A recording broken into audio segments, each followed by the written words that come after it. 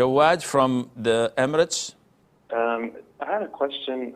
One time I was praying in a musalla. I was praying Salat al-Isha, and somebody had joined me.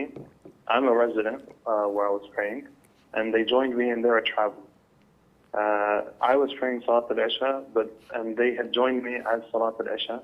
After the prayer, he asked me, he said, I didn't pray Salat al-Maghrib yet. I just joined you, prayed Isha. Now what do I do? My question, I guess, is if I was in this person's shoes, what should he have done? You know what I mean? Should he have joined me praying Salat al-Isha and had the niyyah for Maghrib? Or should he have done what he did, which is pray Isha and then afterward pray Maghrib as a traveler? Okay. If you were in his shoes and the size is the same, it is important to pray Maghrib first, then Isha, because the order of the prayers is something preset and prescribed by Allah Azza wa Jal.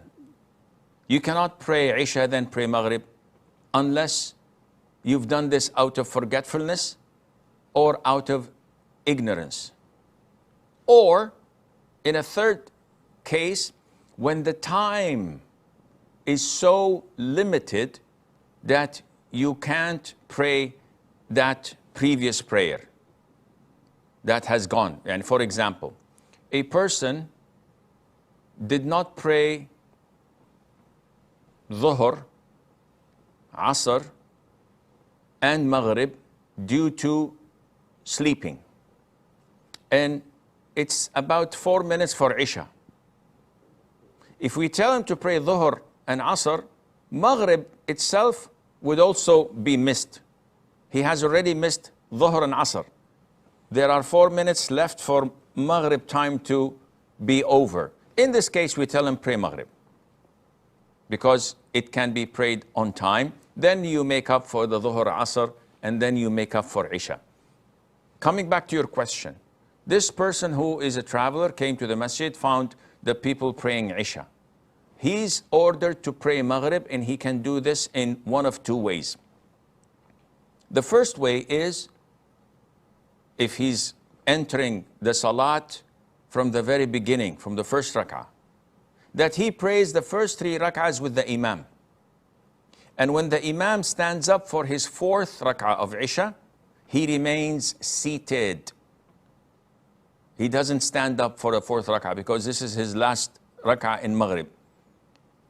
And he waits until the imam finishes from his 4th rak'ah, does the sujood and tashahhud and salutation. And when he offers salam with him. Then he goes and prays Isha on his own.